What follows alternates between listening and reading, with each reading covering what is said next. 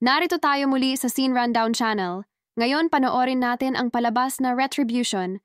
Si Matt Turner ay nagtatrabaho bilang isang financier sa Nanite Capital, sa ilalim ng kanyang kaibigan at CEO na si Anders Mueller at nakatira kasama ang kanyang asawa, si Heather, at dalawang anak, sina Emily at Zach, sa Berlin, Germany. Habang dinadala ang kanyang mga anak sa paaralan, nakatanggap si Matt ng tawag mula sa hindi kilalang numero na may distorted o baluktot na boses na nagsasabing may bomba sa ilalim ng kanyang upuan, na armado na nang umupo si Matt dito. Ang bomba ay na-trigger ng parehong pressure plate na inilagay sa lahat ng upuan at isang radio frequency. Nagbanta rin siyang papasabugin ng bomba kung susubukan ni Matt na humingi ng tulong. Nahanap ni Matt ang aparato at napilitan siyang sundin ang mga tagubilin ng bombero upang mapanatili silang buhay. Pinilit ng bomber si Matt na panoorin si Sylvain, ang kliyente ng huli na tumatanggap din ng banta ng bomba, na napatay sa isang pagsabog nang ang isang natarantang kasintahan ni Sylvain ay nagtangkang tumakas. Sinabi ng bomber kay Matt na tawagan si Heather para kunin ang $50,000 sa kanyang safety deposit box sa bangko.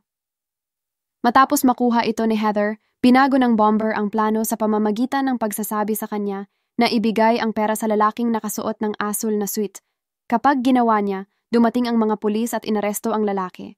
Matapos makita ang balitang nagsasangkot kay Matt para sa pambobomba, tinawagan siya ng ahente ng Europol na si Angela Brickman, na sumusubok na kumbinsihin siya sa kanyang kawalang kasalanan at iniutos na i-jam ang signal. Ibinunyag ng bomber kay Matt na siya at si Anders ay may $208 million fund mula sa mga kliyenteng idineposito sa emergency collateral account ni Matt sa isang bangko sa Dubai. Inayos niya si Matt na makipagkita kay Anders sa planta ng kuryente. Pagdating doon, pinilit ng bomber si Matt na utusan si Anders na likidahin ang kanyang collateral account. Sa kabila ng pag-aatubili na sumunod ni Anders, inutusan ng bomber si Matt na patayin si Anders gamit ang isang revolver kapalit ng kanyang buhay at sa kanyang mga anak. Nang tumanggi si Matt, pinasabog ng bomber ang kotse ni Anders, nasugatan ng shrapnel ang binti ni Emily. Pagkatapos ng habulin ng mga pulis, si Matt ay napalibutan sila ni na Angela at Heather sa pinangyarihan. Ligtas na inalis ng bomb squad sina Zach at Emily, na pagkatapos ay ginagamot para sa kanyang mga pinsala.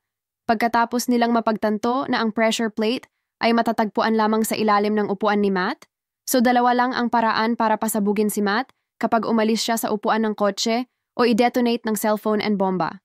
Sa pagtatanong kay Matt, hinala ni Angela na ang pambobomba ay maaaring may kaugnayan sa heist. Matapos makipag-usap kay Heather sa huling pagkakataon, nagmaneho si Matt at umiwas sa pulisya, determinadong hanapin ang bombero ng mag-isa. Hinihiling ni Matt sa bomber na makipagkita sa kanya ng personal kung gusto niya ang pera. Sa susunod na eksena, pinakita na si Anders rin pala ang bomber. Ngunit namatay ka na sa pagsabog ng kotse kanina, hindi ba? Sabi ni Matt. Diversion lang iyon. Aniya ni Anders. Dumaan yung tren at dun ako tumakas pero may gasgas rin ako. Ibinunyag ni Anders na gusto niyang gawing fall guy si Matt para sa serye ng pambobomba upang pagtakpan ang kanyang pakana ng paglustay ng $208 million na nakawire sa kanyang crypto account. Pinarinig ni Anders ang voice recording na lalong magdidiin kay Matt sa mga pagsabog ng bomba at pagnakaw ng pera. Wala ka nang kawala. Lahat talaga ng ito ay kagagawan mo, pati nga pamilya mo ayaw na sa iyo, aniya ni Anders. Tawagan mo na bangko. Upang tapusin ito, sadyang ibinangga ni Matt ang kanyang sasakyan, dahilan upang kumapit ito sa gilid ng isang tulay. Inalis ni Matt ang kanyang seatbelt at nahulog sa ilog, na nagpapahintulot sa bomba na maiwasan niya at pumatay naman kay Anders. Dumating si Angela at ang mga pulis sa pinangyarihan, na tumango si Angela kay Matt bago siya pinayagang maglakad ng malaya. Sa dulo ng palabas, ang mga ulat ng balita ay nagsasaad na ang mga pambobomba ay bahagi ng heist na ginawa ni Anders at nakikipagtulungan si Matt sa Europol upang malutas ang insidente. Please subscribe for more and press the notification button.